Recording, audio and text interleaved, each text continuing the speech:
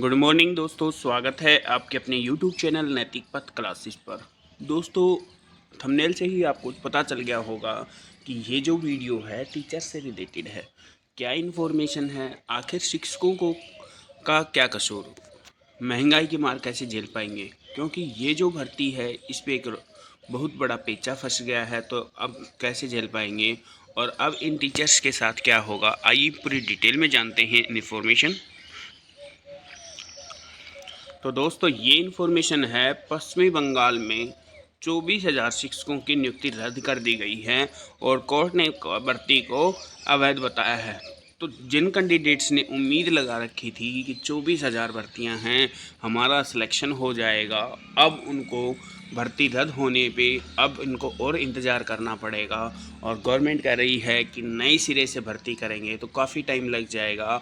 और उनकी आपको पता ही है कि टीचर्स की वैसे ही एज निकलती रहती है, क्या पता वो आने वाले फ्यूचर में उनके साथ क्या होगा।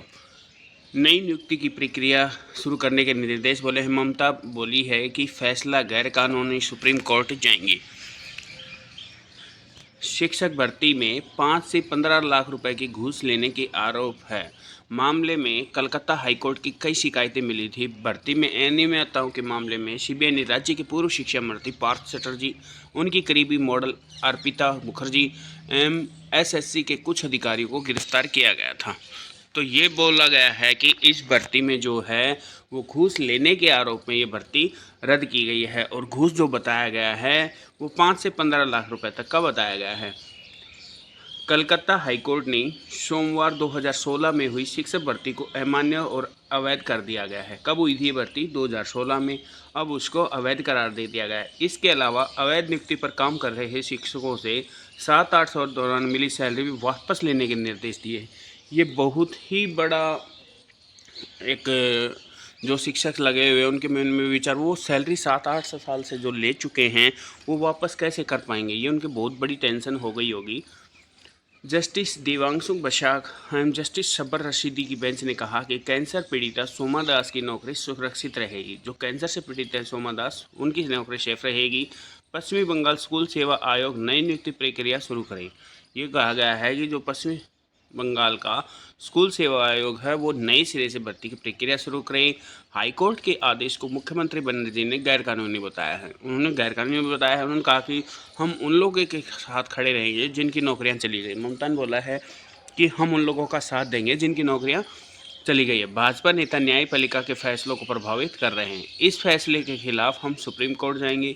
पश्चिमी बंगाल सरकार ने 2014 में पश्चिमी बंगाल स्कूल सेवा आयोग के जरिए सरकारी और सहायक प्राप्त स्कूलों के लिए टीचिंग और नॉन टीचिंग स्टाफ को भर्ती किया गया था। 2014 में भर्ती की गई थी ये। तब 24,640 रिक्त पदों के लिए 23 लाख से अधिक लोगों ने भर्ती के लिए परीक्षा दी थी। मतलब कि जब 24,640 पोस्ट थी और 23 लाख से ज़्यादा लोग कैंडिडेट्स ने ये एग्ज़ाम दिया था। इसी तहत राज्य में 2016 में एसएससी द्वारा ग्रुप डी की 13,000 भर्ती के मामले में शिकायत मिली थी। हाईकोर्ट ने सभी याचिकाओं पर सुनवाई करते हुए सीबीआई जांच के आदेश दिए। इसके बाद ईडी ने शिक्षक और कर्मचारी भर्ती के मामले में मनी ट्रायल की जांच शुरू की।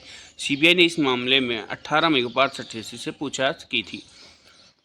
मेरिट जो दोष लगा वो क्या लगा है? मेरिट से बाहर वालों को नौकरी देने का आरोप। ममता बनर्जी की सरकार ने 2014 में शिक्षकों की भर्ती निकाली थी। इस प्रक्रिया 2016 में पूरी हुई थी। मतलब कि 2014 में ये एडवर्टाइजमेंट आया था और 2016 तक ये जो भर्ती है टीचर्स की ये कंप्लीट कर ली गई थी।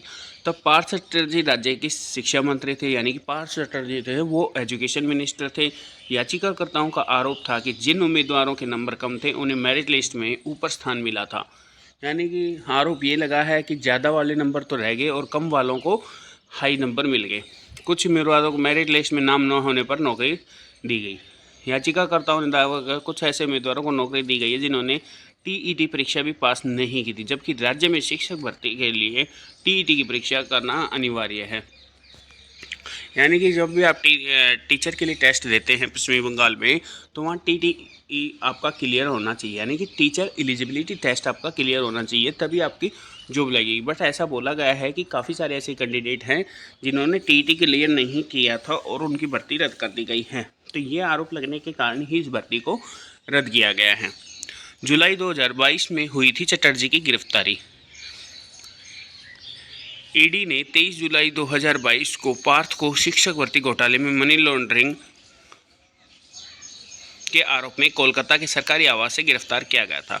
पार्थ पर आरोप है कि मंत्री रहते हुए उन्होंने सरकारी नौकरी देने के बदले गलत तरीके से पैसे लिए। पार्थ की गिरफ्तारी के 5 दिन बाद ममता बनर्जी ने उन्हें कैबिनेट से बरसा दिया और जब इनको गिरफ्तार कर लिया गया तो पश्चिमी बंगाल की जो मुख्यमंत्री हैं ममता बनर्जी, उन्होंने कैबिनेट से इनको बर्खास्त कर दिया। इस मामले में 16 फरवरी 2024 तक पार्थ चटर्जी के करीबियों के ठिकाने पर ईडी की छापे और फिर बाद में ईडी की जो है वो सख्त कार्रवाई की गई थी।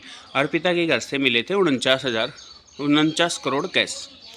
ईडी ने 22 जुलाई 2022 को पार्थ चटर्जी के कठिन ठिकानों समेत 14 जगहों पर छापेमारी की थी। इस दौरान घोटाले में बंगाल की एक मॉडल अर्पिता मुखर्जी से जुड़ी जानकारी भी सामने आई है। छापेमारी के दौरान अर्पिता मुखर्जी प्रॉपर्टी के दस्तावेज भी मिले थे, यानी गलत काम करने के कारण इस भर्ती को रद्द कर दिया गया है। 2014 में ये भर्ती का एडवर्टाइजमेंट निकला था, 2016 तक कंप्लीट कर ली गई थी। 7-8 साल लोगों को काम करता हो गया है और अब बोला गया है कि उनसे सैलरी भी वापस ली जाएगी जो इन्होंने ली थी। और बोला गया है कि घूस लेने के आरोप में इस भर्ती को मेनली रद्द किया गया है। दोस्तों, अगर आपको ये वीडियो अच्छी लगी हो तो प्लीज़ चैनल को लाइक से सब्सक्राइब कीजिएगा। थैंक यू दोस्तों।